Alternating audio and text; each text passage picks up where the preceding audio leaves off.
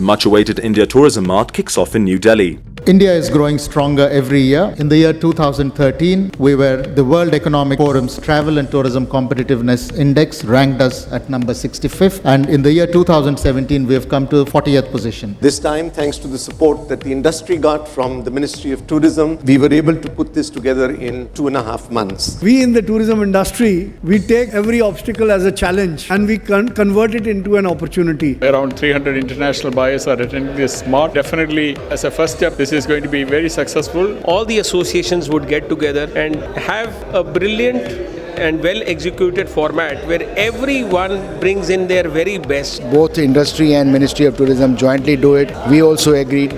We also contributed. Ministry of Tourism also contributed.